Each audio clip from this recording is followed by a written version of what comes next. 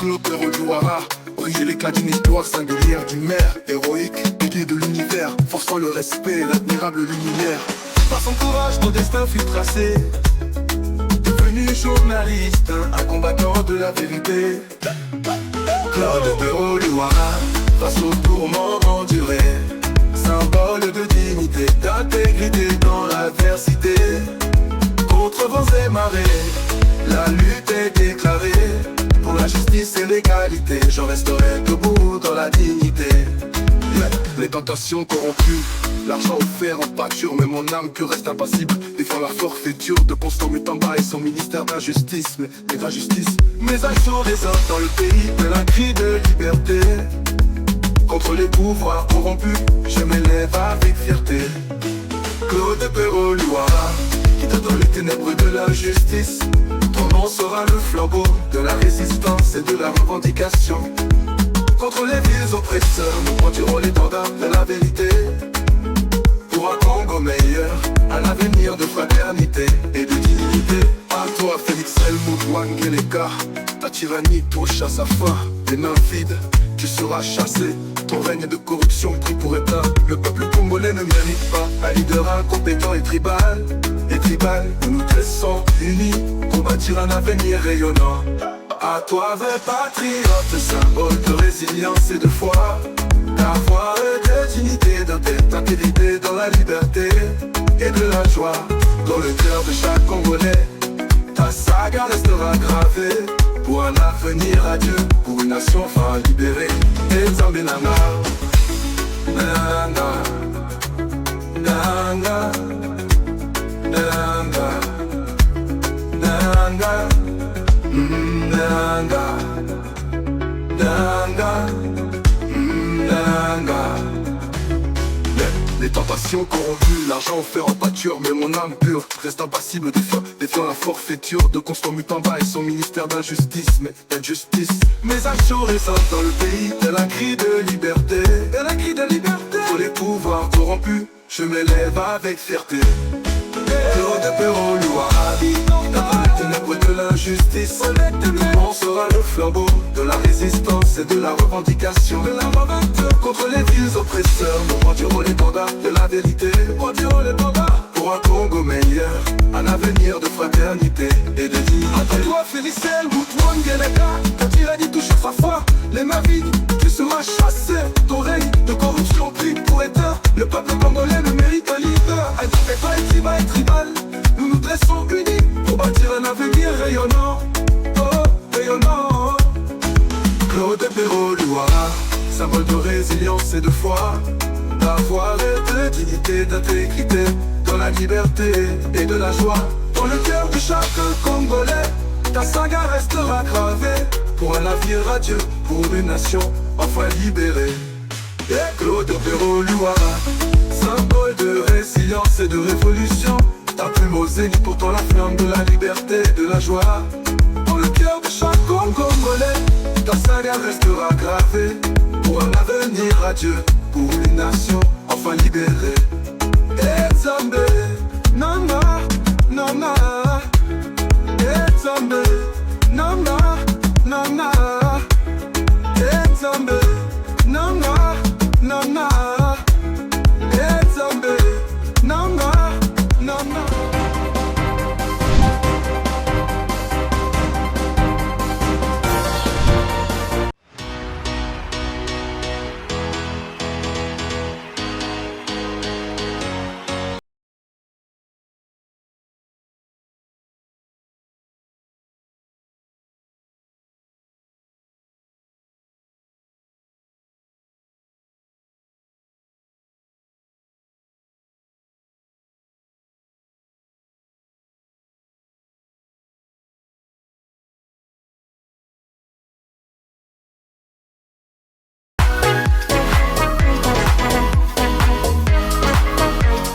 Je vous recommande la boutique La Londoloise, c'est Judith Londolé.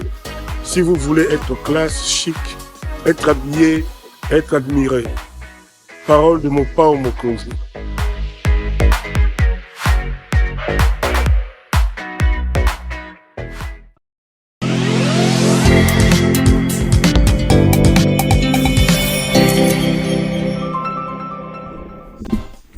Allez, madame, messieurs, bonjour et bienvenue à ce nouveau numéro de l'émission Contre nous, soit dit, ce magazine d'analyse d'actualité politique où un invité est avec nous sur notre plateau.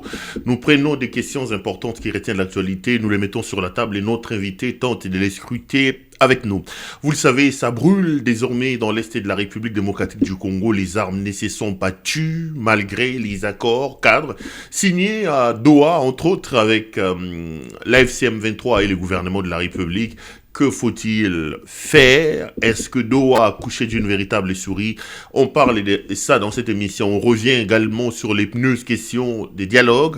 Faut-il aller au dialogue ou sous quelles conditions? Dans quel format? On parlera de ça. Et on reviendra également sur cette question majeure qui retient l'actualité politique dans le pays depuis quelques semaines. C'est l'ouverture du procès de messieurs Roger Lumbala au niveau de la cour d'assises à Paris, poursuivi pour crimes contre l'humanité et crimes de guerre. Lumbala a adressé une lettre dans laquelle il appelle Jean-Pierre Bemba et dans laquelle il rappelle que lui n'avait pas des troupes, n'avait pas de munitions et n'avait pas les commandements des opérations et des hommes qui ont mené cette attaque macabre qu'on appelle effacer les tableaux. Que faut-il voir dans ça? Est-ce que Jean-Pierre Bemba, le taux, est-il en train de se resserrer autour de lui?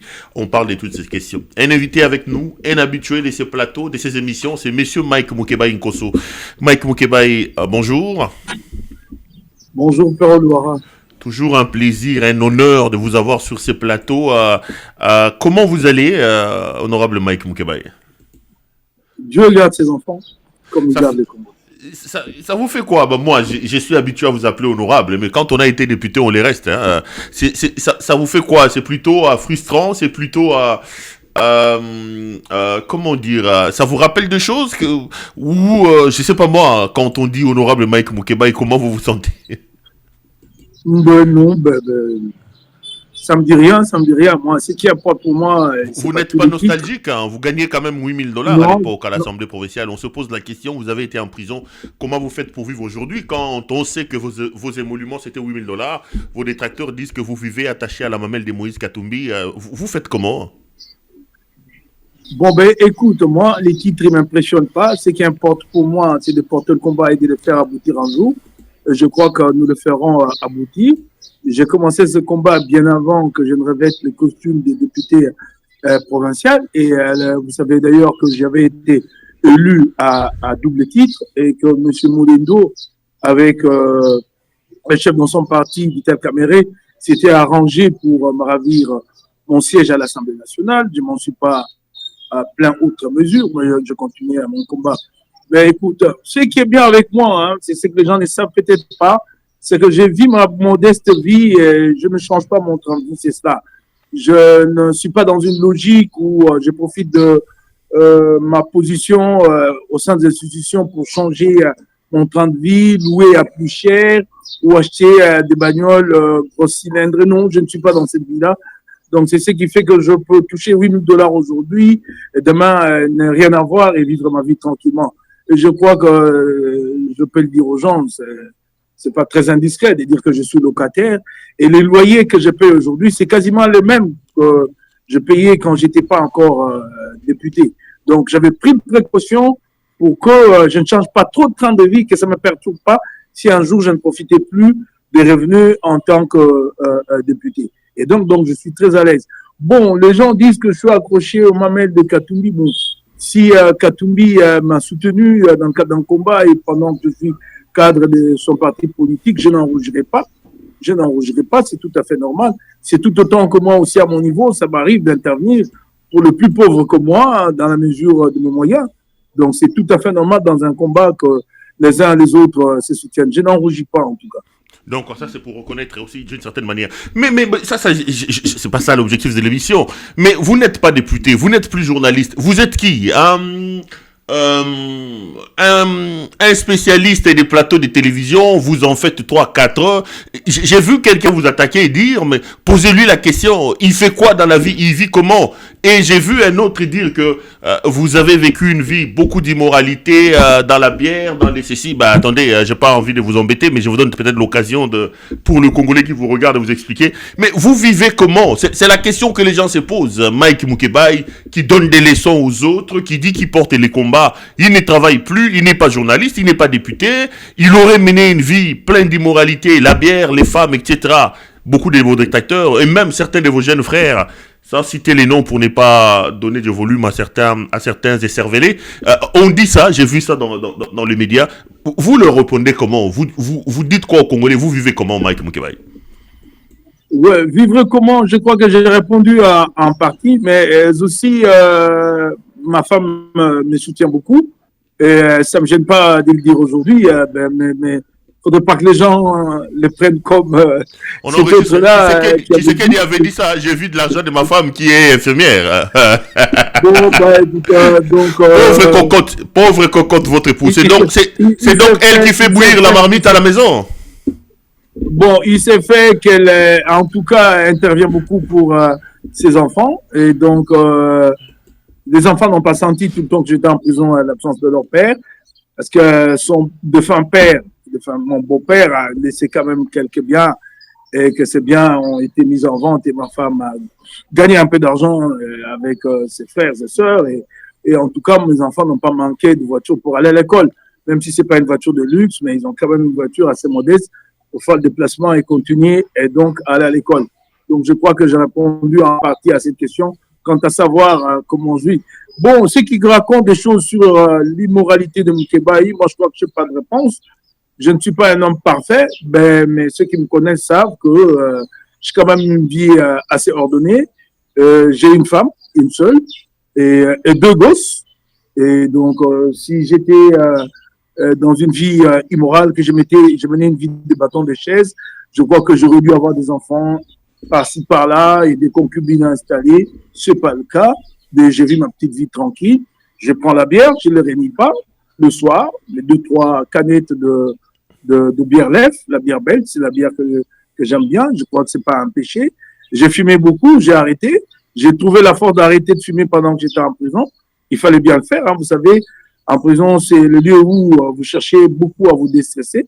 Mais c'est là plutôt qu'on se déstresse avec la cigarette. Mais c'est là que moi, j'ai trouvé la force d'arrêter donc de fumer. Donc, il faut quand même reconnaître ces mentales-là. Contrairement à ces gens qui parlent beaucoup, qui n'ont jamais fait aucune preuve ici, mentalement, professionnellement, aucune preuve. Je suis désolé, je n'ai pas à répondre à ces petites attaques-là. Donc, voilà, quoi, j'ai ma petite vie modeste.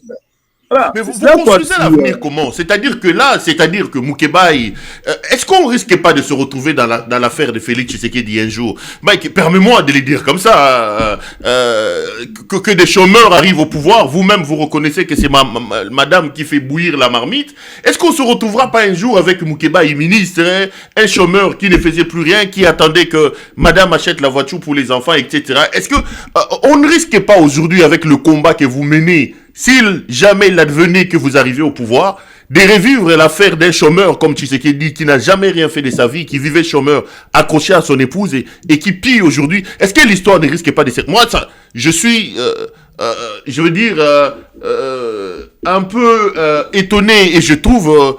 je crois que je vais trouver les mots, mais je crains un peu... au regard de la réponse que vous donnez, qu'un jour, vous nous reproduisez ce que Tshisekedi vient de faire. C'est-à-dire que vous êtes un chômeur et vous faites l'activisme politique en attendant d'arriver au pouvoir pour certainement acheter une maison et tout ça, décharger votre épouse de toutes les charges ménagères qu'elle est en train de prendre. Non, Perrault, pas du tout. Là, vous avez dit qu'il n'a rien fait de sa vie. Non. Moi, j'ai quand même eu un parcours professionnel. Si ce n'est pas des plus éclatants, mais c'est un parcours professionnel connu ici à Kinshasa et en République démocratique. Mais actuellement, vous êtes quand même chômeur. Vous êtes chômeur, activiste et médiatique en train de passer à la télévision. Mettons-nous d'accord que j'ai un parcours professionnel. J'ai commencé comme journaliste reporter, j'ai gravi tous les échelons jusqu'à être directeur d'un grand média à Kinshasa comme le Soft International. Mon dernier salaire que j'ai touché au Soft était de $900. À l'époque, c'était le plus gros salaire. Même aujourd'hui, je ne sais pas s'il y a des journalistes qui touchent $900. Donc, Par la suite, j'ai créé mon propre média, donc j'ai été patron de presse. Et donc, j'ai eu à manager toute une entreprise, à payer du personnel à la fin du mois. Je me suis lancé en politique comme député. Il s'est trouvé que de malentendus se sont installés entre moi et mes collaborateurs, notamment Yves Bouya et Jean Chingombe. Et ils ont décidé, eux, de s'approprier les noms de CNews. J'ai dit, bon, je leur les laisse faire. Parce que moi, ce que j'avais prévu, c'est que je me projetais en politique, mais en même temps garder un pied dans la profession.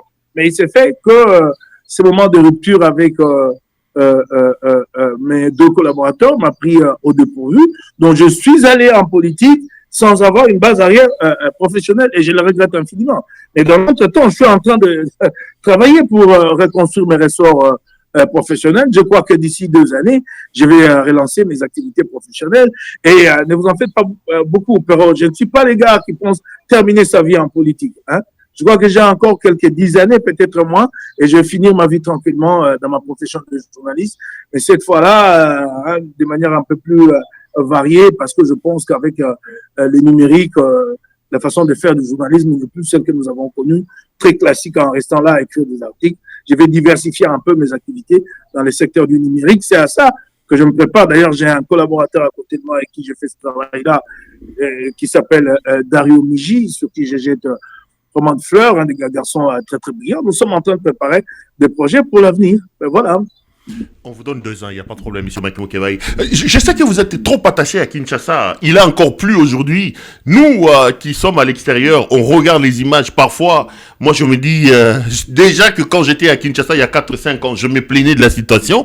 Mais j'ai comme l'impression qu'il y a 4-5 ans, c'était mieux que ce que vous vivez aujourd'hui. Les inondations à gauche et à droite. Vous avez été député, vous êtes parmi les lanceurs d'alerte de la situation de Kinshasa. Quelle est la vraie situation de la ville aujourd'hui au regard de toutes ces inondations et de tout ce que nous voyons de l'étranger, M. Mokebai?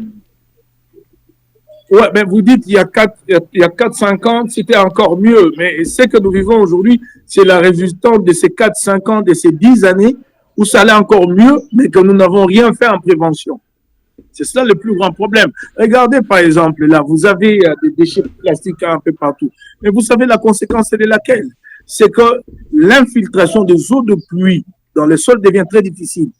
Nous avons changé pratiquement depuis 10 ans, 15 ans, la nature du sol à Kinshasa. L'infiltration des eaux de pluie dans les sols devient beaucoup plus compliquée parce que ces sols-là a été dégradés par les déchets sachés.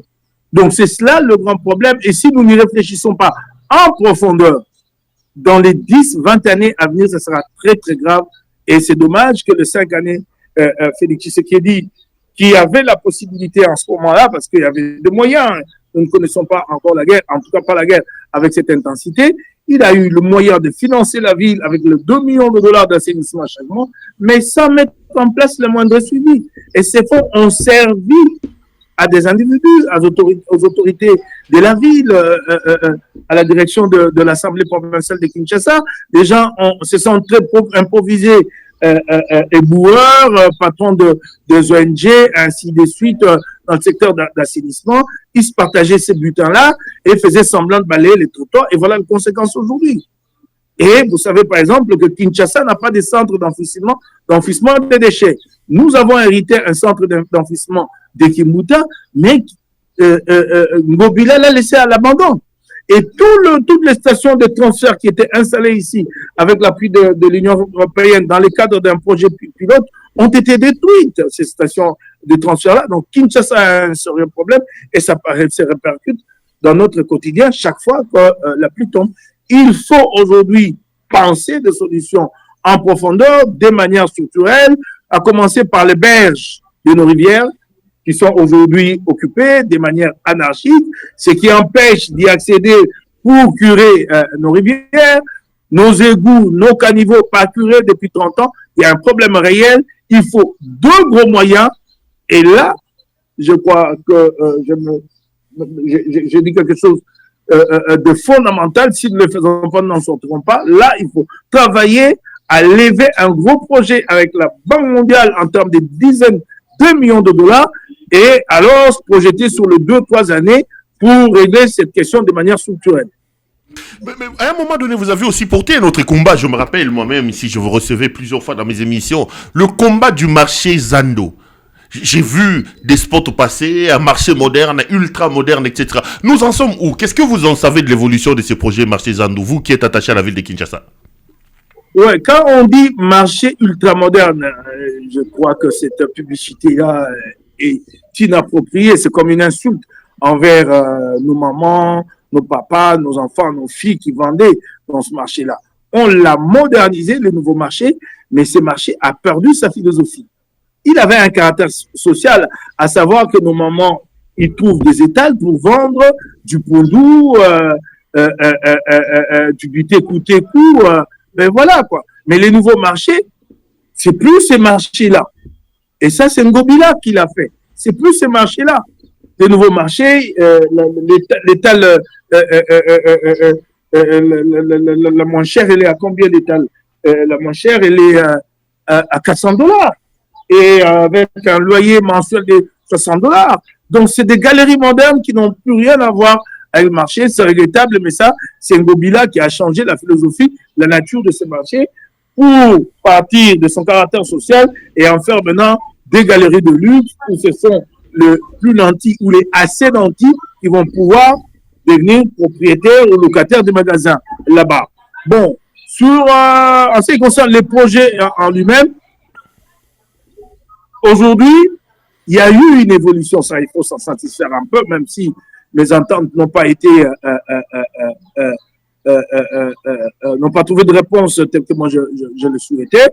Il y a eu des avancées, les pressions que nous avons exercées, moi ici, d'autres là-bas, et même Florimond Mouteba de l'Observatoire de la dépense publique, tous ensemble, nous avons créé un faisceau de pression et nous avons abouti à l'acceptation de rediscussion. Donc, de rediscuter des conditions de gestion de ces marchés.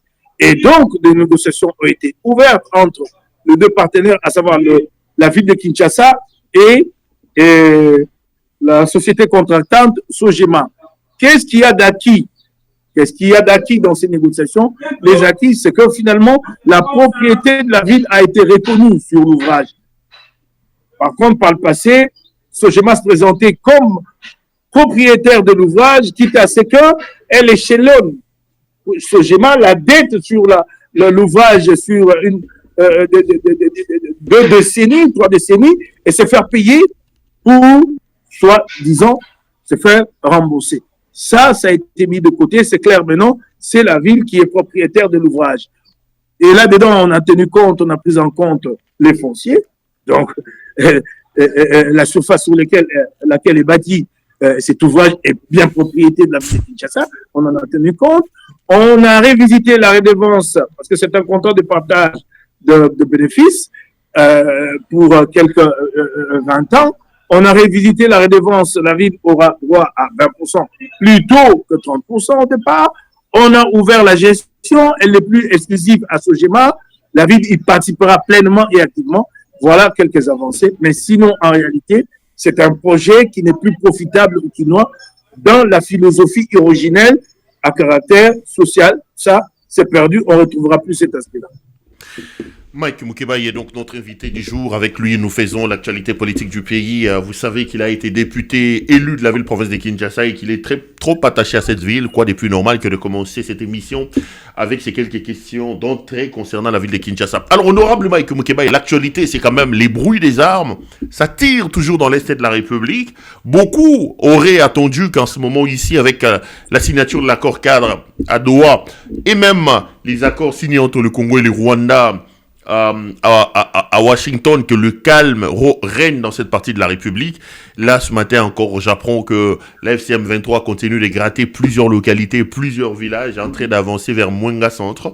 Mais pourquoi ça n'a pas marché? Je sais que vous avez été dubitatif aux négociations entre la FCM 23 et le gouvernement de Kinshasa, mais un accord cadre a quand même été signé. Ça continue à tirer. Quelle est votre analyse par rapport à ça? Est-ce que Doha c'est véritablement accouché d'une souris, ou c'est plutôt la mauvaise foi des partis engagés dans ce débat? Accoucher d'une souris peut être considéré comme un minima, Mais ici, il n'y a pas eu même des souris. Il y a eu l'accord cadre qui, à mon point de vue, illustre à merveille l'échec de Doha. L'accord cadre, c'est une voie de sortie de la médiation qatari. Les Qataris se sont dit, avec cela, nous ne parviendrons pas à un compromis. Nous avons assez de chats à fouetter, on ne va pas y passer toute la vie. Ben alors, ménageons-nous une sortie. L'émir du Qatar s'est ménagé une sortie. Diplomatiquement, il a mis sur la table un accord qui a été signé par le parti. Mais regardez le contenu de cet accord. Il n'y a pas de contrainte, il n'y a pas d'engagement, il n'y a rien, pas du tout. C'est juste 8 protocoles qui sont repris, 8 protocoles à discuter. Donc, en fait, les vraies discussions de fond vont commencer comme maintenant. Et il y a un élément qui montre bien dans l'accord cadre de Doha, qui montre bien que Doha a échoué, c'est quoi? C'est qu'il y a même des questions qui avaient été présentées comme des préalables dans la déclaration de principe, reprise aujourd'hui ces questions-là comme protocole à négocier, notamment la question de la libération des prisonniers. Elle était rangée dans le registre mesures de confiance. Mais il n'y a pas eu d'avancée autour. l'AFC-M23 a accompli un pas. Kinshasa n'a pas donné la réciproque, n'a pas fait de réciprocité. En tout cas, il n'y a pas eu libération des 700 prisonniers revendiqués par l'AFC-M23. Donc, on est resté à statu quo sur cette question-là. Et aujourd'hui, elle est reprise. L'accord cadre, c'était une petite fenêtre que l'émir du Qatar s'était créé pour partir, alors que dans le fond, c'est creux, c'est vide, il n'y a rien.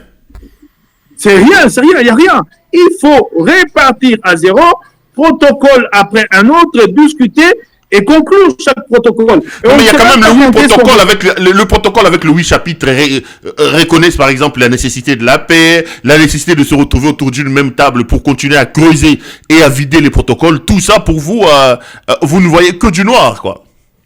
9 mois après, si c'est pour reconnaître la nécessité de ceci ou de cela, sans qu'il y ait d'avancée réelle sur terrain, c'est un échec. C'est juste un échec. C'est cela. Donc, il faut y aller maintenant protocole après un autre. On ne sait même pas quand. Vous saviez qu'il a été dit que dans 2 semaines suivantes, après, consécutif donc à la signature de l'accord de principe de Doha, les belligérants devaient se retrouver. Nous en sommes aujourd'hui à une 12aine de jours, si je ne m'abuse.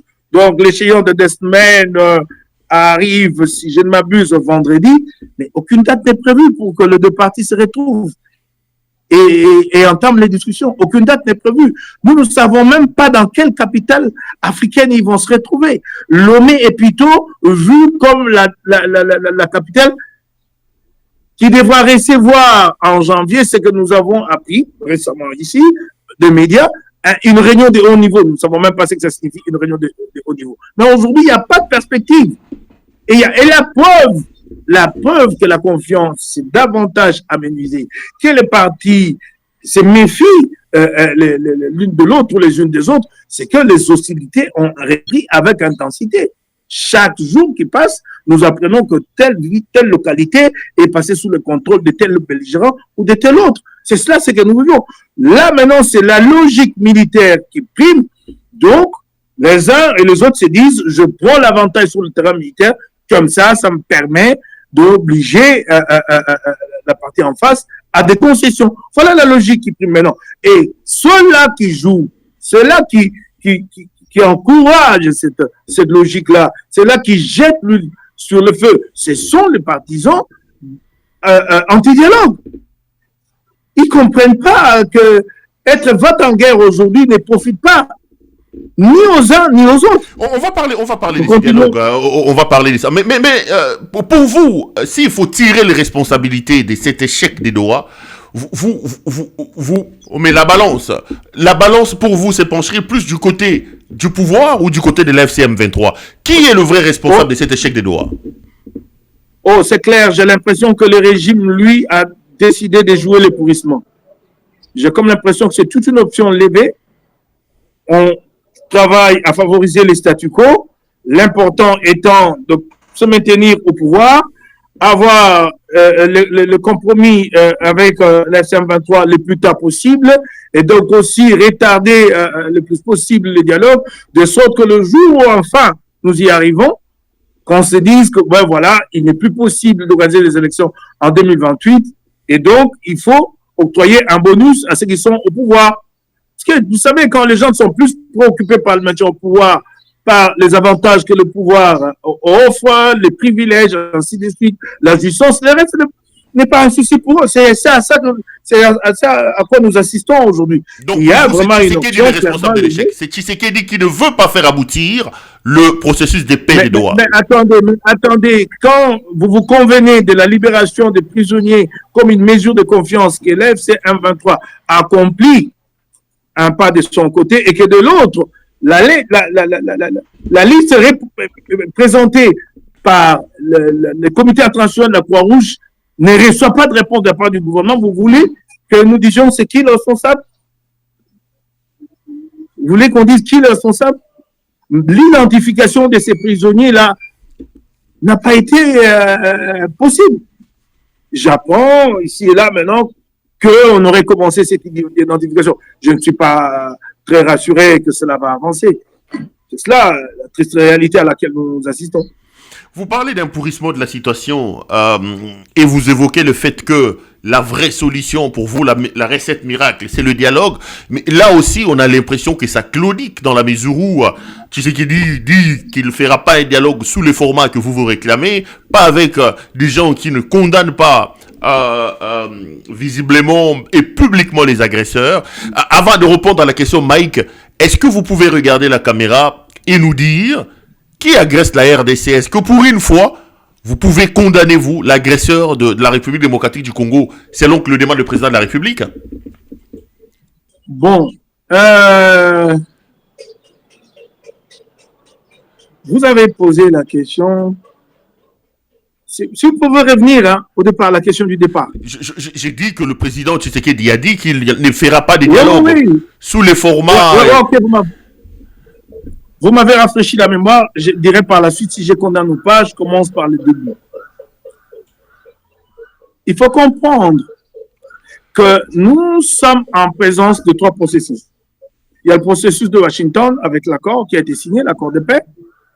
Et il y a le processus de Doha, qui aujourd'hui a été rebaptisé. Je ne sais pas si demain nous l'appellerons Luanda ou Lomé. Ben, en tout cas, il prendra un autre nom, ce processus-là. Et il y a un processus qui est toujours en attente, jamais mis en branle. C'est le dialogue national inclusif qui sera l'aboutissement de tout ce qui est entrepris par-ci, par-là, au niveau tant africain qu'international. Donc, ce que vous n'avez pas obtenu ici ou là-bas, vous ne pouvez pas l'obtenir à Kinshasa. C'est vraiment clair. Tous les processus se tiennent. Quand vous allez à l'accord de Washington, vous le parcourez, vous voyez qu'en fait, Doha est une émanation de l'accord de Washington. Il y a deux passages dans l'accord de Washington qui parlent de Doha, qui encourage, qui oblige même les parties prenantes, donc Rwanda et RDC, à favoriser l'aboutissement des négociations à Doha. Dommage. Et ces négociations se sont terminées en nom de Bouddha. Dommage. Et voilà. Mais en tout cas, c'est une émanation. Et vous avez donc Doha qui est aujourd'hui en suspens. Doha, quel est l'objectif principal de Doha? Qu'est-ce que nous recherchons à Doha? Qu'est-ce que nous souhaitons obtenir à Doha? Doha, ce sont les discussions entre ceux qui ont les armes en main. AFC, M23 de l'autre côté, et la partie gouvernementale de l'autre. C'est pour parvenir avant tout à un cessez-le-feu. Ce qui a été fait, mais qui n'est pas respecté en pratique. Et au-delà du cessez-le-feu, avancer et aboutir à un accord de paix.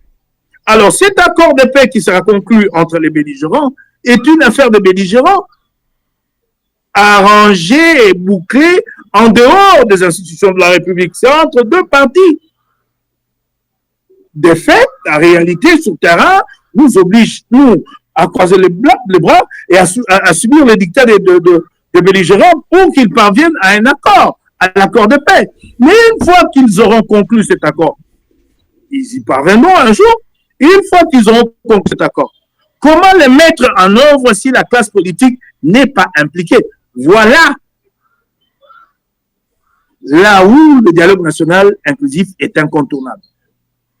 Il faut assurer au compromis attendu des droits ou de ce qui deviendra droit demain, il faut assurer à ces compromis-là un plus large consensus politique en impliquant la classe politique. Donc, vous comprenez très bien, Perrault, qu'il ne s'agit pas d'un dialogue Madine, Félix Tshisekedi. Parce qu'à Doha, Félix est là-bas. C'est quand même lui le président de la République, hein, c'est lui qui convoque le dialogue. Vous attendez de lui la convocation du dialogue. Hein? Attendez, il a signé la déclaration de principe à Doha comme parti.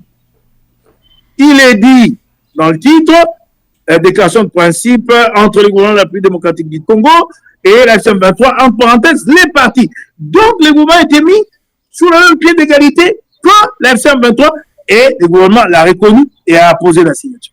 Alors, comment m'expliquer que par la suite, ce même gouvernement, reconnu comme une partie en face d'un interlocuteur qui s'appelle M23, je ne sais pas quel alchimie, ce gouvernement va revenir arbitre pour que lui ne s'implique pas dans le dialogue, lui le convoque et il reste en dehors. C'est quelle logique ça? Non, mais logiquement, c'est quand même à Tshisekedi, c'est quand même à Tshisekedi de convoquer les dialogues. Ça, vous n'allez pas les dénier. Non, attendez. Et il vous dit qu'il ne le fera pas sous le format attendu de vous. Parce que vous êtes en adéquation avec l'agresseur. C'est ça le problème. Attendez. Il posera un acte protocolaire, à savoir signer l'ordonnance qui convoque. Mais ce n'est pas son dialogue. S'il veut son dialogue à lui, tant mieux, nous le laisserons alors convoquer en ce moment-là un congrès de l'Union sacrée. Puisqu'il veut un dialogue avec une ligne que lui trace. Et donc, c'est quoi ce dialogue? Donc, il ne cherche pas un dialogue, il cherche un monologue. Il n'a qu'à continuer à monologuer avec les siens, comme il le fait depuis. Il trace la ligne pour que vous veniez à ce dialogue. Est-ce que ça, c'est un dialogue? Est-ce que nous sommes entre deux termes pour chercher un rapprochement ou nous sommes devant la volonté d'un homme qui veut l'imposer aux autres? S'il s'agit de sa volonté à imposer aux autres, il y a bien des gens qui sont disposés pour ça. Les sociétaires de l'Union sacrée, ils peuvent alors convoquer à ce dialogue avec eux. C'est ça le problème. Et puis, quant à savoir, est-ce que vous condamnez pas Perrault, vous me demandez de condamner quand ceux qui sont acteurs au premier plan sont allés à Washington, ont été incapables de faire mention dans l'accord qu'il y a agression, de faire mention du retrait des troupes rwandaises. À la place, on a trouvé une expression très pudique pour parler de lever des mesures défensives. Et par la suite, on a signé un accord. Mais on joue à une ambiguïté, moi qui me met mal à l'aise, parce que quand vous avez signé, vous avancez dans une logique pour parvenir à la paix. Alors, vous me demandez à moi, Moukébaï, maintenant, là, de dénoncer. De dénoncer quoi? De dénoncer l'accord avec celui-là qui était hier agresseur et qui a signé. De dénoncer quoi? De dénoncer les discussions de Doha. Les discussions sont engagées. On me demande à moi, monsieur, si vous voulez qu'on vous prenne pour un compatriote, allez-y, allez dénoncer. Je dénonce quoi? Que je condamne quoi? Je constate des actes majeurs. Aujourd'hui, on tue dans l'Est de la République et que les soldats rwandais sont sur notre sol. Les différents rapports des Nations Unies sont formels sur la question. Les experts indépendants des Nations Unies ont dit qu'il y a bel et bien agression parce que l'armée rwandaise est sous le sol congolais, Mike Moukébaï. N'oublions pas que malgré nos divergences en termes d'idéologie politique, on est quand même congolais. Ça, c'est le cœur et le sang qui doivent parler. Je suis heureux de vous entendre le dire et j'aurais bien aimé que le Félix Tshisekedi, à travers sa déléguée, comment il s'appelle encore, Thérèse Kaikwamba, à travers sa déléguée, arrive à imposer cela dans l'accord qui a été signé à Washington. S'il n'a pas été capable, alors qu'il ne se détourne pas vers nous, dans un élan un peu de fou, de chercher à se défouler, nous sommes devenus son exitoire. Ce que lui n'a pas pu obtenir, maintenant il faut l'entendre de notre bouche, je ne sais pour quel gain. Il aurait dû le faire. Puis il ne l'a pas fait. Maintenant, il y a un exitoire. Et c'est tous ceux qui sont derrière lui ont dit c'était le meilleur accord, on a applaudi. Mais le meilleur accord qui ne dit pas clairement qu'il y a agression. Maintenant, c'est ma voix, moi, Moukébaï, ou celle de Moïse Katumbi, vraiment qui va avoir le dernier mot pour dire agression. Et alors, en ce moment-là, l'agression va être reconnue. Soyons responsables quand nous assumons de charge au niveau de l'État. Que notre discours reste le même, que nous n'ayons pas des discours Il y a pour servir l'opinion internationale, et les Congolais ici, on les embobine. Allez-y dire aux Congolais que nous avons été incapables de faire mention dans l'accord qui est agression et que nous exigeons le retrait des troupes rwandaises. Voilà. Prenez le courage de le dire aux Congolais. Ne me prenez pas maintenant pour un exitoire, parce que maintenant, pour cacher son propre échec, qu'on n'a pas pu se battre pour obtenir ces acquis-là, qui étaient des lignes présentées comme rouges à ne pas franchir, bon, on a échoué, alors maintenant on se défoule sur les pauvres opposants. Ben, condamnez, allez-y, condamne quoi? Quand vous avez déjà signé un accord de paix. Vous voulez que je condamne quoi? Moukeba, vous avez parlé des Kaikwamba. Je l'ai suivi hier à faire une interview à partir d'Angola en évoquant la frustration du gouvernement de la République démocratique du Congo face à la reprise de la situation dans l'Est de la République. Le président de la République lui-même est intervenu également pour aller dans sa rhétorique du Rwanda. Vous comprenez cette frustration ou vous êtes plutôt déçu de ce qui apparaît de plus en plus comme ridicule d'un gouvernement qui se plaint et qui pleure au niveau de l'opinion publique internationale? Non. Moi, ce qui m'a le plus marqué, c'est la légèreté de son discours. Elle ne parle pas comme ministre des Affaires étrangères. Elle dit qu'on nous a poussé à signer cet accord. On nous a poussé. Ah bon, on nous a poussé, et maintenant là, rien de concret qui s'est fait sous terrain. Il ne faut pas le dire, madame, même si c'était le cas. Il ne faut pas venir dire aux Congolais. Si cet accord-là n'était pas perçu dans l'intérêt des Congolais, il ne fallait pas le signer. Vous l'avez signé. Il ne faut pas venir dire, non, quel ridicule. Et c'est la ministre des Affaires étrangères de la République démocratique du Congo qui tient ces discours. Et son chef est très fier de lui. Hein. Vous savez, on l'a présenté ici comme la grande experte qui a arraché des succès. Mais voilà, elle est la première à se plaindre et à reconnaître qu'on lui a poussé et donc elle n'en voulait pas. Et je l'ai encore entendu parler de la non-réouverture. Moi, j'ai appuyé beaucoup ce projet de la réouverture. C'est une question d'ordre humanitaire. Je dis que ça devrait se faire, mais il y a des réalités sur le plan pratique qu'on ne peut pas franchir s'il n'y a pas de compromis. Il a été dit à la conférence de Paris, et elle y était présente, il a été dit que la question sera discutée à Doha. Et Doha n'a pas abordé la question. Alors, elle s'est plainte de quoi? Dites-moi. Elle s'est plainte de quoi? Les ministres des Affaires étrangères français l'ont dit que nous posons la question ici, mais elle sera traitée à Doha. Bon, le problème, c'est que son gouvernement, le gouvernement de Madame Kaikwamba, est passé champion dans la propagande. Il a suffi de parler, d'évoquer l'ouverture de l'aéroport de Goma, tout de suite ici, et se sont lancés dans la com. Et ben, puis, on a instruit des ministres. Les instruits de faire quoi? Sur une partie de la République qui échappe au contrôle du gouvernement central. Vous allez faire quoi? Ils se sont lancés dans la propagande. Tous. C'est comme ça ici. Tout se résout par la propagande. Les problèmes les plus sérieux de la vie de la nation, de la vie des Congolais au quotidien ne trouvent pas de réponse que de la propagande. L'avenue Kassavoubou est complètement dégradée. Vous allez voir le chef d'État y débarquer et tous les médias le soir vous faire des comptes rendus. Le chef de l'État est très préoccupé. 6 mois après, la préoccupation du chef d'État n'a rien produit de concret. Les embouteillages ici nous étouffent. Nous ne savons même plus comment nous déplacer. Les enfants vont à l'école, quittent l'école à 13h pour arriver à la maison à 18h. Un matin, le chef d'État s'arrête à un magasin Kitambo. C'est le chef qui est le plus accessible à son peuple. Il parle avec son peuple pour cette question d'embouteillage, mais depuis, aucune solution. Tout est propagande ici. C'est cela le drame. Les ministres français des Affaires étrangères avaient été clairs.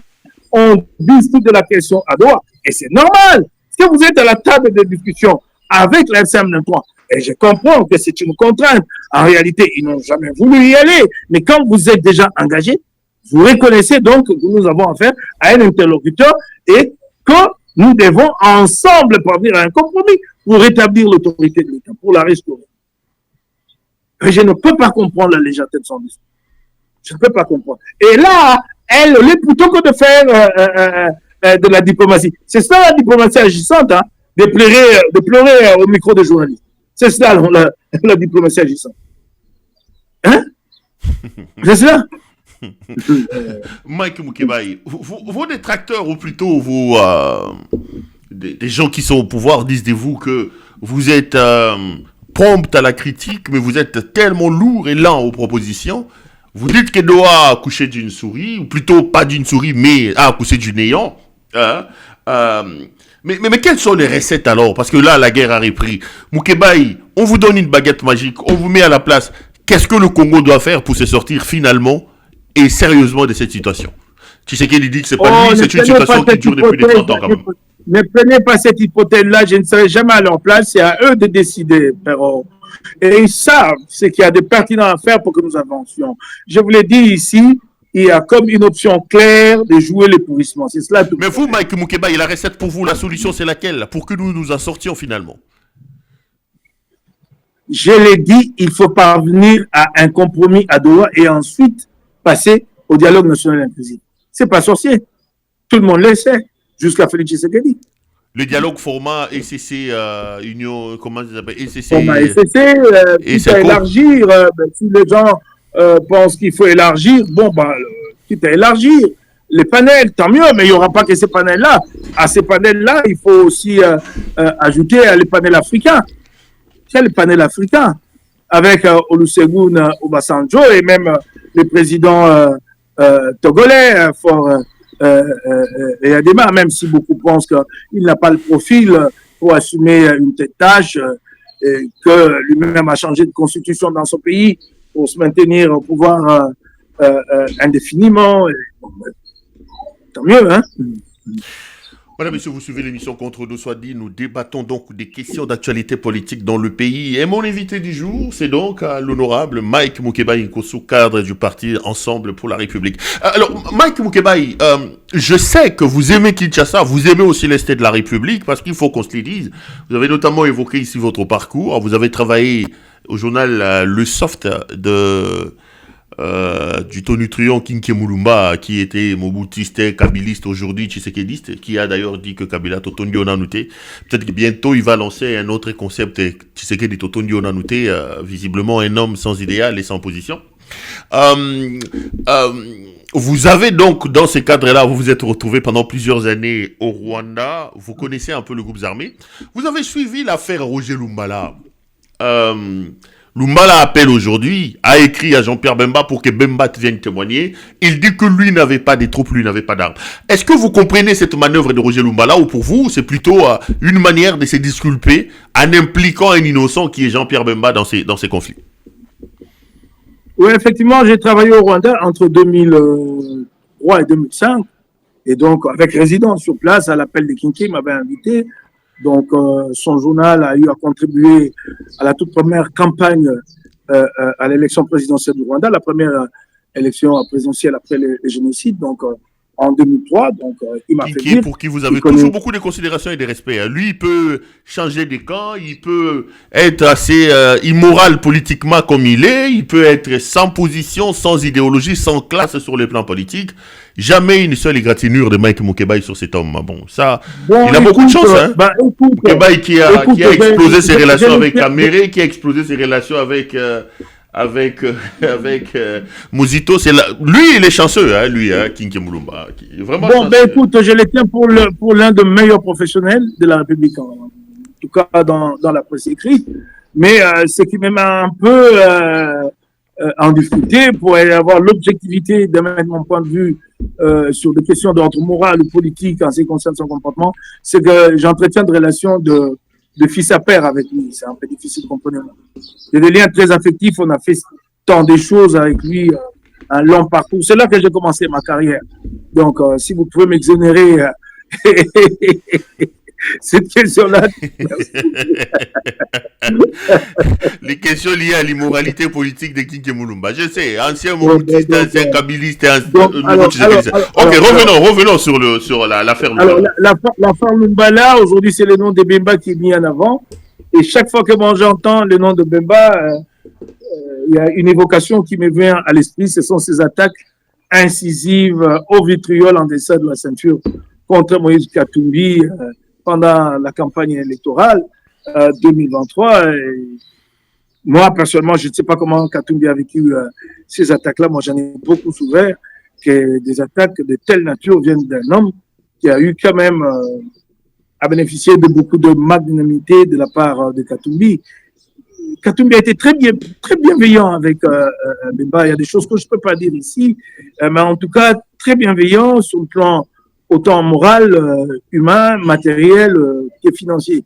Et je crois que vous l'avez observé à l'époque, pour faire le déplacement, à l'époque de la gestation de l'Union Sacrée, pour faire le déplacement de Kinshasa, il fallait chaque fois que Katumbi donne un lift avec son jet privé à Bemba pour qu'ils arrivent tous les deux à Kinshasa. Et puis, quand j'ai dit financier, il y a eu de grosses sommes qui sont parties de la main d'un jeune heureux, d'un philanthrope à un autre. Et puis, bon, il y a des choses que je ne peux pas dire ici, mais Bemba laissé en tout cas. Et je me disais que c'était dur. C'est Katumbi-là, c'est voir être traité par celui qui considérait comme un ami enfant, qui se voit être traité par celui-là même comme un étranger, tricheur, voleur. Mais aujourd'hui, je pense que le passé de Bemba l'a rattrapé et cela bien montre que entre les deux, qui y a le profil pour mériter de la confiance des Congolais. Et son passé d'ancien chef de guerre le rattrape aujourd'hui. Katumbi pouvait aussi une manœuvre dilatoire de Lumbala quand même pour essayer de se sortir de cette situation. Vous qui étiez dans ce coin-là, est-ce que Bemba est véritablement impliqué dans cette affaire, effacer le tableau? Bon, ok. Alors, la question que vous me posez, si Bemba est effectivement impliqué. Il y a quelques éléments qui le démontrent. D'abord, Bemba lui-même, qui ne se montre pas disposé à témoigner. Pourtant, il lui est demandé de témoigner par visioconférence. On ne l'oblige pas à faire les déplacements. S'il n'avait rien à se reprocher, pourquoi il ne témoigne pas? Pourquoi il ne répond pas à l'appel de Roger Lumbala, qui ne demande qu'une chose, témoigner? Mais il y a aussi des éléments assez clés pour moi dans la lettre de Lumbala. C'est d'abord le fait que Lumbala dit que, en fait, moi, je n'étais qu'un figurant et je n'avais pas de troupes, je n'avais pas de commandement, je n'avais pas de logistique. Ça, c'est établi. C'est établi dans le rapport mapping, les rapports des ONG, qui sont arrivés à la conclusion qu'en réalité, tout était venu du MLC et que Lumbala n'était qu'un figurant. Il y avait en ce moment-là, dans cette partie de la province orientale, l'ex-province orientale, 3 groupes armés, donc le RCD-KML, le MLC de Bemba et le RCD national. Tous les observateurs savent qu'à l'époque, s'il y avait des groupes qui avaient réellement pignon sur rue, des groupes qui étaient organisés, qui avaient une capacité, une force de feu, ce sont les deux, le MLC et le RCD-KML. Et il s'est retrouvé que les deux sont entrés en conflit sur le contrôle des zones riches en or, coltan, bois précieux et autres minerais publics. Ils se retrouvent qu'ils sont entrés en conflit. Et Bemba était en alliance, si les gens se souviennent très bien, avec Moussa Nyamwisi, tous sous le parrainage de l'Ouganda. Mais ces conflits amènent Moussa à faire un rapprochement avec Kinshasa pour avoir la logistique du côté de Kinshasa. Et Bemba, en fait, en réalité, est allé ici, en province orientale, avec RCD-KML, mais son vrai fief qu'il contrôle, c'est chez lui à l'Équateur. Donc, il a besoin d'un figurant ici qui peut lui permettre de faire la guerre, donc d'un prête-nom. Et ce prête-nom, c'est Lumbala. C'est Lumbala qui est utilisé. Ça, c'est clair. Et si ce n'est pas vrai, il y a qu'à demander à Bemba d'apporter la preuve du contraire. L'occasion lui est donnée de présenter son témoignage et de dire non. Mais il y a un deuxième élément clé, en dehors de ces déclarations de Lumbala, où il dit qu'il n'avait ni troupes, ni commandement, et ainsi de suite. Il y a un deuxième élément clé, évoqué dans la lettre de Lumbala. La cessation des hostilités a été négociée et conclue pas à Bafouassende, dans le fief contrôlé par Roger Lumbala, mais plutôt à Badolité. Et non plus entre Moussa Nyamwisi et Roger Lumbala, mais plutôt entre Moussa Nyamwisi et Jean-Pierre Bemba. C'est dit dans la lettre. Et en présence de témoins des 3 ambassadeurs occidentaux, celui des USA, de la Belgique et un 3e. Donc des témoins sont cités. Et lui, Lumbala n'a fait qu'à poser sa signature après que le 2 ait signé cet accord de cessation des hostilités. Donc ça montre bien qu'il est le patron. Et donc c'est bien clair. C'est donc bien clair. Maintenant, la question fondamentale, c'est pas qui comparaîtra ou qui ne comparera pas. qu'il déposera ou qu'il ne déposera pas, mais l'attitude de Kinshasa, l'attitude de Félix Tshisekedi, qui au même moment mène un projet fondateur, un projet pour lequel moi, j'ai dit, une fois je suis d'accord avec Félix, c'est cette fois-ci, je me disais toujours, je me plaignais toujours et je me demandais sous Kabila, pourquoi cette indifférence, pourquoi n'avoir même pas élevé un seul caillou sur un socle pour commémorer les 8 millions de morts. On n'a jamais fait sous Kabila. Félix arrive, j'ai été très critique sur cette question-là. Chaque fois que vous êtes dans les forums internationaux, vous dénoncez les crimes commis au Congo, mais il n'y a rien. Il n'y a rien pour consolider la mémoire collective, pour permettre aux Congolais de se souvenir et de se dire que plus jamais ça dans notre pays. Et Félix a appris cette voie-là, et il y a la célébration du Génocide.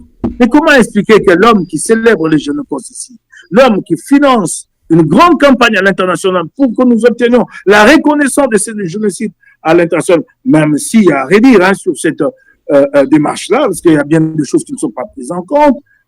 Alors, l'homme qui entreprend cette démarche ici, de l'autre côté, garde dans son propre gouvernement quelqu'un qui est cité dans des crimes aussi graves. Expliquez-moi ça. Cette ambiguïté incestueuse-là, Félix Tshisekedi va continuer à la porter jusque quand? C'est ça la grande question aujourd'hui. Mais à l'international, il sera tout le temps interpellé. Je me demande quelle réponse il fournira. On ne lui demande pas de les livrer, mais si le premier pas est accompli, de les mettre en dehors pour qu'ils se défendent. Je crois qu'en ce moment-là, Félix Tshisekedi aura montré qu'il est un homme de conviction et qu'il croit réellement dans cette démarche d'obtenir la reconnaissance internationale sur le génocide congolais. Mais sinon, on lui dira, tout ce qu'il entreprend là, il est fait pour l'image, pour la photo. Mais j'ai toujours entendu ces prétentions comme quoi que lui, il est né dans le combat, qu'il a porté toute sa jeunesse. Ah ben voilà la preuve. Le moment où il est mis à l'épreuve pour en apporter la preuve. Est-ce que la solution, peut-être, c'est pas de transférer Lumbala à Kinshasa comme le demande Tshisekedi? Vous craignez que la demande de Lumbala à Kinshasa soit une manière de l'extraire ou de lui éviter... Non, vous ne pouvez pas. Vous ne pouvez pas. La justice internationale, la CPI, et puis les justices nationales à compétence universelle, comme la justice française, ne peuvent pas se saisir d'une affaire si elle a déjà été jugée sur le plan national. Elles ne peuvent plus. En vertu du principe général du droit qui dit nobis ibidem. On ne peut pas juger de la même affaire deux fois. Ça, c'est clair. Mais au moment où la Cour d'assises française s'est saisie de la question, il n'y avait pas ici des poursuites, une affaire quelconque appelée Lumbala ouverte. Donc, c'est tard de poser cette question-là aujourd'hui, d'amener une demande d'extradition. Ça ne peut plus se faire. Et il faut comprendre comment les autres voient la question depuis l'Europe. La justice française, la Cour d'assises de Paris ne voit pas le régime Félix Tshisekedi. Non, pas du tout. Mais le temps qui a été mis depuis la survenue des faits en 2003 jusqu'en 2021 ou 2021, si je ne m'abuse, quand nous m'allons interpeller. Donc, il n'y a pas eu la moindre manifestation de volonté de prendre cette question à bras le corps de la part de la justice congolaise, de la part du gouvernement congolais. Donc, personne ne vous prendra au sérieux si aujourd'hui vous adressez une demande d'extradition à la justice française. Et d'ailleurs, le principe est bien là, vous n'avez pas, vous, jugé de la question, comme il s'agit des crimes internationaux, la justice française s'en est emparée. Et c'est bien fait. Et c'est cela même, c'est dont Emmanuel Macron s'était plaint ici, dit, nous ne vous comprenons pas. Vous n'avez que de plaintes à présenter, mais il y a de sérieux problèmes. Vous ne confusez pas votre administration, vous ne faites pas ceci, vous ne faites pas ceci. Mais puis, Macron évoque la question de la justice transitionnelle. On s'étonne que la justice transitionnelle n'ait jamais mise en œuvre chez vous. Et le plus grand obstacle à la mise en œuvre de la justice transitionnelle, c'est que ceux qui sont supposés impliqués dans ces crimes graves, des crimes contre l'humanité, sont en responsabilité et dans les institutions et au niveau du commandement de l'armée. Et c'est cela, c'est que nous vivons maintenant. Et après, vous direz, ben, on ne nous aime pas, on ne soutient pas. Qui ne critique pas ici cette question comment ça s'appelle encore, le rappeur Mapping, qui pratiquement est étouffé. J'ai suivi le combat de Denis Mukwege et à chaque fois, il dit que ce n'est pas admissible que le monde étouffe comme ça le rapport Mapping qui ne cherche jamais à en tirer toutes les conséquences. Mais voilà, il faut poser la question à Félix Tshisekedi, sa responsabilité aujourd'hui. Qui retiendra l'histoire de lui? Mais puisqu'on parle de justice... Il préfère garder un homme en... Allez-y, il préfère garder un homme qui va devenir très encombrant dans les mois à venir. Très, très encombrant pour lui. Ah, Jean-Pierre Bemba va devenir encombrant pour Tshisekedi bientôt? Mais si, inévitablement.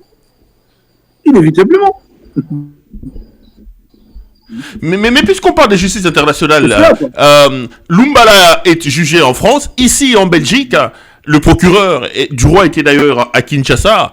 Un dossier visiblement en train de se construire autour de la famille de Tshisekedi. Sans citer les noms du procès, on entre quand même dans quelques sources. Il semble que Denise Niakeru, Christian Tshisekedi, Jacques Tshisekedi, Anthony Tshisekedi et Fanny Tshisekedi sont cités dans le dossier. Le procureur a demandé l'historique de leurs déplacements des fonds et de leurs comptes bancaires. Est-ce que c'est pas du néocolonialisme, ça, avec cette justice internationale qui d'un côté est en train de charcuter Lumbala et de l'autre est en train de chercher à embêter la famille Tshisekedi en Belgique? Vous parlez de néocolonialisme. Je m'interroge pourquoi il y a des individus poursuivis en vertu de leur nationalité belge. Où est le néocolonialisme? Poursuivis, ils ont posé des actes comme belges. Même si c'est extraterritorial, mais des actes qu'ils ont posés comme belges, et c'est en vertu de ces statuts-là, de cette nationalité-là qu'ils sont poursuivis. Et le néocolonialisme, c'est à eux de se défendre. C'est à eux le moment venu de présenter leur moyen de défense. Qu'est-ce que moi j'ai à voir? Nous attendons. Ça vous réjouit qu'aujourd'hui, qu'on ouvre les yeux sur les affaires et les accusations contre la famille de Tshisekedi, vous? Je suis pour la redevabilité. Et je trouve que là, c'est une voie de redevabilité. Ils n'ont qu'à répondre. Mike Mukebai, à un moment donné de l'histoire de ce pays, vous avez été gazé, arrêté, vous avez été dans la rue avec Tshisekedi, avec son père, avec certains membres de l'opposition. Quand vous regardez toutes ces accusations, toutes ces plaintes que vous-même vous avez contre Tshisekedi, vous dites quoi? Vous n'avez pas connu l'homme, vous regrettez, c'est un homme qui a trahi le combat. Quels sont les sentiments qui vous animent quand vous regardez aujourd'hui la gestion de M. Tshisekedi? Non, les sentiments qui m'animent, c'est de me dire, et je l'ai dit souvent à certains en privé, mais là, vous me donnez l'occasion de le dire sur un plateau de télévision, c'est que nous ne sommes pas sérieux. Nous sommes irresponsables. Nous ne sommes pas rigoureux avec nous, entre nous. Donc, nous n'avons pas connu Félix Tshisekedi, nous le découvrons maintenant. Alors, je me demande, tout le temps que nous avions passé ensemble, comment nous avons fait pour ne pas le connaître et le découvrir aujourd'hui? Nous sommes donc des irresponsables. C'est tout autant que demain, un d'entre nous va encore accéder au pouvoir et nous s'y prendre de la même manière. Nous devons apprendre à être rigoureux.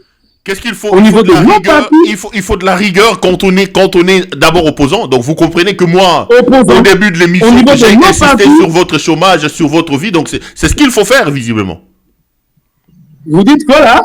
J'ai dit il faut donc de la rigueur quand on est encore au pouvoir. Vous me donnez raison quand au début j'ai insisté sur votre chômage et tout ça. Donc c'est ce qu'il faut faire un peu avec tout le monde. Mais oui, vous exigez que je sois transparent déjà maintenant. Si je ne le suis pas maintenant, vous pensez qu'il va y avoir un miracle pour que, je ne sais pas, le Saint-Esprit vienne me toucher et qu'enfin, une fois en responsabilité, je me transforme, je dis, oui, maintenant je deviens transparent. Il faut l'être dans nos partis politiques. C'est cela. Nous ne sommes pas assez sérieux quand nous cheminons ensemble, dans nos partis, dans nos coalitions. Nous formons les yeux. Ah bon, c'est pas si grave. Ah non, on peut continuer. L'essentiel chez les politiques congolais, c'est d'accéder au pouvoir à n'importe quelle condition. Ah, c'est cela qui tue ce pays. Ailleurs, quelqu'un peut se dire, oui, monsieur, d'accord, vous me faites une offre, mais je ne suis pas prêt à participer à un tel pouvoir. Non, chez nous, quand il y a perspective de prise de pouvoir, les restes là, On n'y regarde plus, on s'engage. Parce que les plus grands pièges chez nous, c'est lesquels? C'est que le pouvoir permet à chacun d'entre nous de transformer socialement sa vie, d'assurer, de garantir l'avenir à ses enfants, aux membres de sa famille. C'est ça les drames. Et une fois en responsabilité, qu'importe les critiques, on s'en préoccupe plus. On n'écoute plus. C'est son train de vie qui importe. Son champagne les soirs, c'est dommage. Sa villa à ma campagne. Ah, il faut continuer à se battre. C'est comme ça que vous voyez, vous assistez à cette transhumance politique à la République démocratique du Congo. Les gens ont des trains de vie qu'ils ne peuvent entretenir qu'en demeurant dans les institutions. C'est cela. De vous le voyez avec une grosse cylindrée, il est à Pullman chaque soir, il reçoit, mais si demain il n'est plus ministre, il ne peut plus assurer cette train de vie. Et alors, qu'importe celui qui est à la tête du pays, lui, il tourne Kazakh, il les rallie, il continue, il maintient, il entretient son train de vie. C'est cela, les drames. Moi, j'ai dit, c'est nous qui avons été irresponsables. Moi, j'ai dit, c'est nous qui avons été naïfs. Et ne nous plaignons pas beaucoup. J'ai dit, comment nous n'avons pas pu nous rendre compte que nous avions à faire tel ou tel. Comment on ne s'est pas rendu compte? C'est un autre homme, un autre visage que nous découvrons aujourd'hui. Comment nous n'avons pas été assez perspicaces pour nous rendre compte? Vous avez été berné, vous assumez, vous dites que vous n'avez pas été sérieux. Vous êtes cadre d'ensemble pour les changements, ensemble pour la République, je crois. Non, Prévost, quand j'ai dit que j'assume que nous ne sommes pas sérieux, c'est pour en tirer des leçons pour l'avenir. Honorable Mike Moukebaï, qu'on va tenter de retrouver, certainement qu'il y a un problème de connexion à Kinshasa. Espérons qu'on va très très vite le retrouver. Je rappelle ici que, en attendant que nos équipes aillent rechercher Mike Moukebaï, c'est important parce que j'avais une dernière question à lui poser parce que je viens de voir une lettre qui vient de tomber pendant qu'on faisait l'émission. C'est monsieur Daniel Safou Muchimuni qui dépose sa démission au sein du parti Ensemble de monsieur Moïse Katumbi Chapoué. Je vais essayer de vous lire la lettre tout en demandant à Jason si Moukebaï est le retour qu'il me le remette. Je vous envoie d'ailleurs son numéro, vous l'appelez pour savoir qu'en est-il. En attendant que moi je suis en train de lire cette lettre en direct, Kinshasa avec tous ses problèmes. Voilà, il est de retour. Voilà, il est de retour, je le vois. Allez, Mike Moukebaï, vous étiez parti, vous êtes de retour. Vous disiez, ok, allez-y. Sur le passé. Si je l'ai dit, c'est en interpellation à nous-mêmes pour éviter à l'avenir de tomber dans le même travers. Commençons à être rigoureux les uns envers les autres aujourd'hui dans ce combat que nous menons ensemble. Mais la rigueur, justement, vous êtes des partis Ensemble pour la République de Moïse Katumbi. Quand on parle de Mike Moukebaï cadre, on voit également son ami Daniel Safou. Puisqu'on parle des rigueurs, ça vient de tomber pendant qu'on fait l'émission. Safou démissionne du parti. Votre réaction à chaud? Vous m'apprenez que Daniel Safou a démissionné? Il y a une lettre, oui. C'est un cadre de votre propre parti qui vient de m'envoyer la lettre de démission de Daniel Safou qui vient de quitter, qui vient de claquer la porte d'Ensemble pour la République. Bon, alors, moi, je n'en sais rien parce que quand j'étais déjà en prison, j'ai lu certains journalistes renommés quand même à Kinshasa, comme Louis France, qui avait déjà écrit à l'époque que Safou avait quitté Ensemble pour la République et Safou n'avait jamais démenti. C'est quoi cette démission encore aujourd'hui?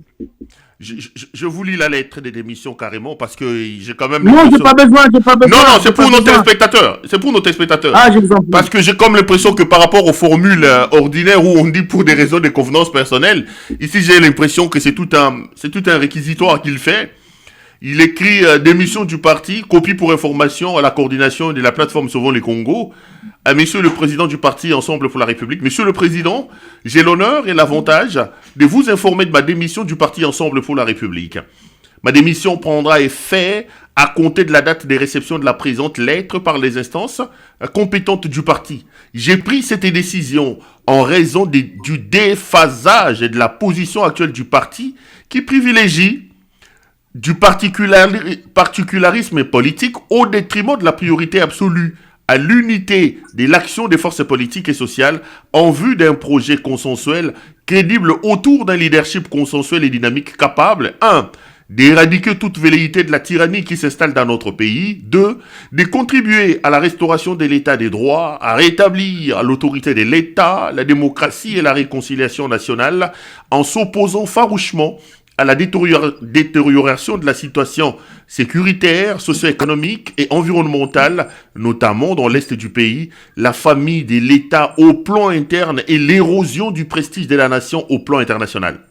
En effet, face au foisonnement et à la dispersion des forces politiques et citoyennes, des luttes contre la tyrannie tribale féroce qui s'enracine de plus en plus dans notre pays, la coordination et le consensus autour de l'idéal du salut national tel que porté par la plateforme Sauvons la RDC, qui incarne une volonté réelle et opérationnelle des résistances nationales sous un leadership consensuel, énergique, des dimensions nationales, des statuts d'hommes d'État et des statures universelles, expression conscience républicaine, à la négation de l'état de droit et à la dissolution progressive de la souveraineté, un responsable unique sur le plan opérationnel en présence d'une multitude d'acteurs politiques et citoyens n'est qu'une faculté, elle est une nécessité impérieuse. En outre, les objectifs de la plateforme Sauvons la RDC tel que consigné dans son acte fondateur, justifie ma démission du parti Ensemble pour la République, pour mon adhésion sans réserve et celui du mouvement de défense de la légitimité de la souveraineté populaire, Flamme, à la plateforme Sauvons la RDC. Qu'il me soit permis ici de lancer un vibrant appel à toutes et à tous pour une adhésion consciente et massive de la plateforme du salut national, Sauvons la RDC, qui représente actuellement la seule alternative crédible à même non seulement de faire face, mais surtout de terrasser et de neutraliser cette dérive autocratique. Tout en vous remerciant pour la confiance que vous avez accordée et pour les opportunités qui m'ont été données de servir loyalement le parti dont je garderai un bon souvenir, je vous prie, Monsieur le Président, d'agréer l'expression de mes salutations respectueuses. Daniel Essafou Bouchimouni, c'est un des cadres de votre parti qui vient de me l'envoyer en direct pendant que nous faisons l'émission. Vous réagissez comment? Mais je vous ai déjà livré ma réaction tout à l'heure, non? Je vous ai dit que pendant que j'étais encore en prison, les mêmes avaient été cités par des journalistes comme quoi qu'il avait démissionné et il n'avait jamais démenti. Mais qu'est-ce qu'il y a de nouveau? On sait qu'il y a de nouveau. Maintenant, c'est que je constate une grave incongruité dans cette lettre que vous venez de lire. Un cadre d'un parti qui démissionne et la même lettre est adressée en ampliation. Oh non, oh non, non, non.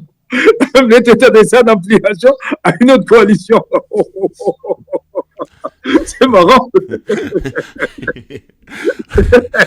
C'est une lettre d'adhésion à la plateforme Sauvons le Congo, une lettre de démission. Ben bon, lui, bon. Mike Moukeba. Quelle incongruité. Bon vent, monsieur, bon vent. Mike, on en rigole, mais est-ce que je vous connais honnête et franc quand vous dans vos prises de position? Est-ce que vous ne trouvez quand même pas que sincèrement le leadership de Moïse Katumbi pose problème? Aujourd'hui, Ensemble pour la République qui donne l'impression d'être un parti qui navigue à vue, qui n'a pas de boussole, qui n'a rien, et à la tête duquel se trouve un président qui n'a pas la main lourde pour sanctionner, un président qui fait montre d'un leadership pas assez rigoureux, pas assez clair. Est-ce que Katumbi ne pose pas problème dans son leadership pour votre parti? Là, je fais appel à la partie honnête de Mike Moukeba que je connais. Perrault, cette critique, je l'ai déjà entendue plus d'une fois et je crois que là, je vais vous répondre avec assez de sincérité et je ne vais pas situer la responsabilité qu'au niveau du président Katumbi, mais aussi au niveau d'autres structures du parti.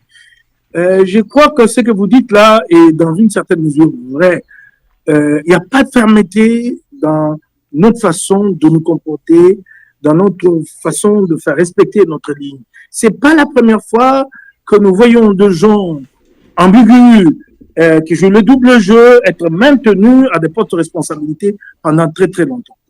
nous l'avons assez vécu. Si je vous parle ici des coulisses, de ce que je sais, du comportement de tel et de tel, des informations qui sont remontées un peu plus haut, jusqu'au sommet, mais qui sont restés, ces gens-là, dans le parti, ça fait très, très mal.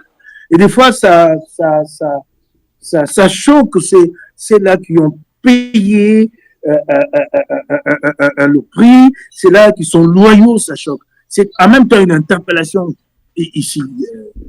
Et c'est vraiment dommage. Je peux vous citer des cas. Christelle Vwanga a quitté le groupe parlementaire Ensemble pour la République depuis le début du mandat pour se présenter comme non inscrit. Le groupe parlementaire lui-même n'en a jamais tiré toutes les conséquences. Les partis non plus.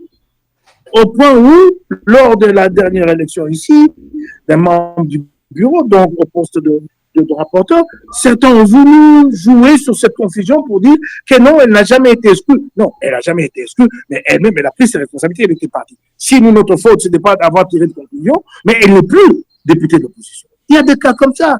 Il y a des cas de haut cadre, un haut cadre du parti, pendant que moi j'étais en prison, en pleine campagne électorale, il appelle à voter pour le candidat de Gentini Ngobila. Vous parlez de Francis Kalombo, ça c'est Francis Kalombo qui a il n'a jamais été sanctionné. Non, qui a appelé à voter, qui a appelé à voter pour le neveu de Ngobila qui l'a trahi. Pour Lévin Payou. Oui. Il y a un cadre du parti qui s'est présenté à la sortie officielle du parti ACP de Ngobila.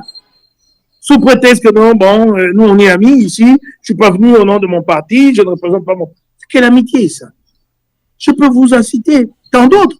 Les cas, un autre cas assez récent ici, c'est, comment on l'appelle encore, Nicolas de Saint-Nicolas, Irachan de Saint-Nicolas. Irachan est allé se faire recevoir par Félix Tshisekedi au nom du caucus et ensemble avec le député de l'Ituri, au nom du caucus de l'Ituri, il est sorti de là, il a fait un communiqué où il disait qu'il avait annoncé sa candidature aux prochaines élections présidentielles à Félix Tshisekedi et que celui-ci l'avait encouragé. Il est sorti de là, les partis ne l'ont pas interpellé, les partis n'ont pas sanctionné. C'est à la veille des consultations de Béran Kolongele, quand il annonce qu'il y va, on dit « Ah, il va aller utiliser le nom de parti là-bas et tout et tout, on va nous accuser de jouer le double jeu. » C'est à ce moment-là qu'on le sanctionne et que finalement, on l'exclut du parti. Non, soyons fermes. Ça, j'ai dit oui en partie. Mais pour le reste, de dire que nous n'avons pas de ligne, ah non, nous connaissons un flottement actuellement et nous l'avons reconnu à travers notre conclave à Bruxelles. Et nous avons tracé une ligne et donc nous travaillons à consolider le parti, à le redynamiser.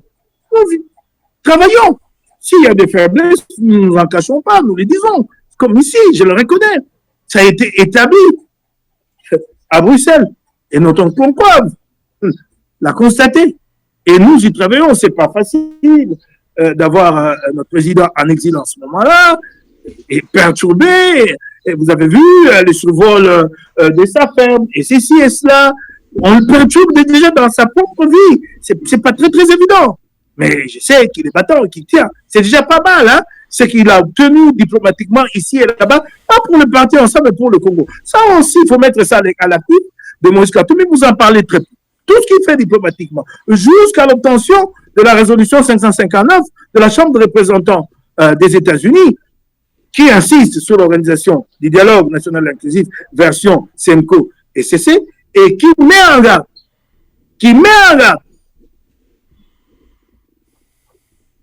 ceux qui sont tentés par l'idée d'un troisième mandat.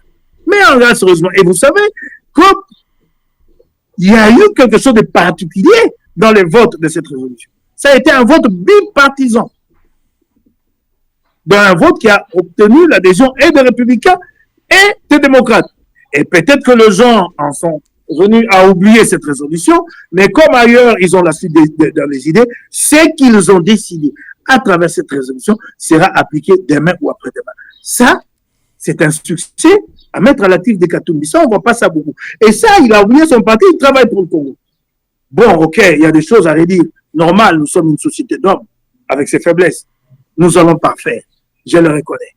Il y a des faiblesses, comme ce que j'ai évoqué, peut-être que moi aussi, je suis responsable de ceci, coupable de telles fautes, D'autres rédiront aussi sur le comportement de Kébaï. Oui, je reconnais que j'ai aussi des fautes. Nous allons ensemble donner un nouveau souffle à notre parti. Nous y travaillons. On va donc terminer par là, Mike Mukebai. Ça a été un grand plaisir de vous avoir sur ce plateau. À moins que vous ayez un dernier mot à tous les Congolais, à tous les Quinois qui vous regardent. Non, rien de bien particulier. J'appelle les Congolais à avoir foi en l'avenir. Et nous croyons que nous atterrirons un jour dans ce dialogue-là pour enfin nous mettre d'accord autour d'un nouveau Congo à bâtir pas avant d'avoir organisé des élections transparentes pour élire de nouveaux animateurs. Et notre plus grand espoir, pourquoi nous y croyons tant en ces dialogues, c'est que depuis 2006, il y a eu des critiques qui ont été émises ici et là-bas par les uns et les autres sur le processus électoral. Nous avons échoué avec Joseph Kabila, ça a été pire avec Félix Tshisekedi, il nous a donné des élections le plus chaotiques.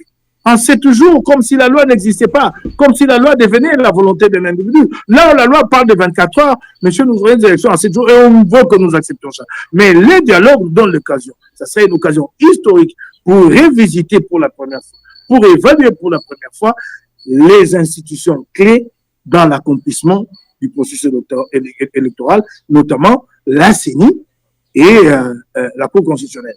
Nous aurons l'opportunité, pour la première fois, depuis que ces institutions-là sont mises en place, de rediscuter, tenant compte de l'expérience, de se dire, il y a amélioré ici et là-bas, pour s'assurer des élections transparentes à l'avenir.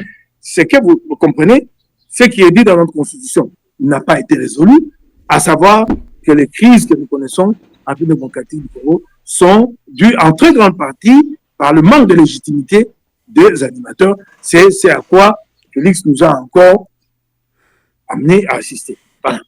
Mike Mukebai, grand merci. Merci à vous de nous avoir suivis. C'est à moi de vous remercier. Merci de nous avoir plutôt donné cette interview. Madame, messieurs, cette émission est terminée. Je rappelle que l'invité du jour, c'était l'honorable Mike Mukebai avec lequel on a fait l'analyse de l'actualité politique dans le pays. Grand merci à vous de nous avoir suivis. Restez branchés sur nos programmes. Et à la prochaine. Bonsoir chez vous.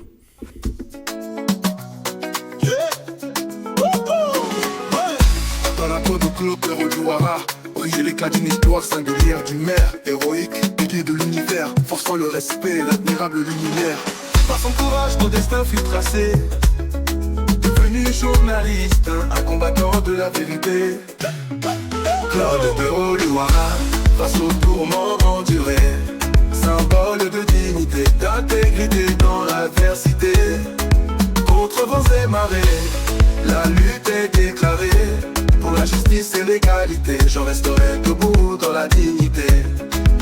Les tentations corrompues, l'argent offert en pâture, mais mon âme pure reste impassible. Défend la forfaiture de Constant Mutamba et son ministère d'injustice. Mais d'injustice, mes actions résonnent dans le pays, tel un cri de liberté. Contre les pouvoirs corrompus, je m'élève avec fierté. Claude Roulouara, qui te donne les ténèbres de la justice. Ton nom sera le flambeau de la résistance et de la revendication. Contre les vieux oppresseurs, nous prendrons l'étendard de la vérité. Pour un Congo meilleur, un avenir de fraternité et de dignité. À toi Félix Helmut Wangeleka, ta tyrannie touche à sa fin. Les mains vides, tu seras chassé. Ton règne de corruption pris pour état. Le peuple congolais ne mérite pas un leader incompétent et tribal. Et tribal, nous nous laissons unis pour bâtir un avenir rayonnant. À toi, vrai patriote, symbole de résilience et de foi. Ta voix de dignité, d'intégrité dans la liberté et de la joie. Dans le cœur de chaque Congolais, ta saga restera gravée. Pour un avenir radieux, pour une nation enfin libérée. Et Zambénanga, Nanga, Nanga, Nanga, Nanga, Nanga, Nanga, Nanga. Les tentations corrompues, l'argent offert en pâture, mais mon âme pure reste impassible défiant la forfaiture de Constant Mutamba et son ministère d'injustice. Mais d'injustice, mes actions résonnent dans le pays, tel un cri de liberté, tel un cri de liberté. Pour les pouvoirs corrompus, je m'élève avec fierté. Claude Roulouara, ténèbres de l'injustice. On sera le flambeau de la résistance et de la revendication, de la revolte contre les villes oppresseurs. Nous rendirons l'étendard de la vérité, rendirons l'étendard pour un Congo meilleur, un avenir de fraternité et de dignité. Attends-toi, Félicel, Moutouan, Guénéka, quand il a dit toucher sa foi, les Mavic, tu seras chassé. Ton règne de corruption pris pour éteindre. Le peuple congolais ne mérite un leader. Pas et tribal, nous nous dressons unis pour bâtir un avenir rayonnant. Oh, rayonnant. Claude Perrault Louara, symbole de résilience et de foi, d'avoir et de dignité, d'intégrité, dans la liberté et de la joie. Dans le cœur de chaque Congolais, ta saga restera gravée pour un avenir radieux, pour une nation enfin libérée. Et Claude Perrault Louara, symbole de résilience et de révolution, ta plume au zénith, pourtant la flamme de la liberté et de la joie. Dans le cœur de chaque Congolais, ta saga restera gravée pour un avenir radieux, pour une nation enfin libérée. Et Zambé, Nana, Nana. Et Zambé, Nana, Nana. Et Zambé, Nana, Nana. Et Zambé, Nana.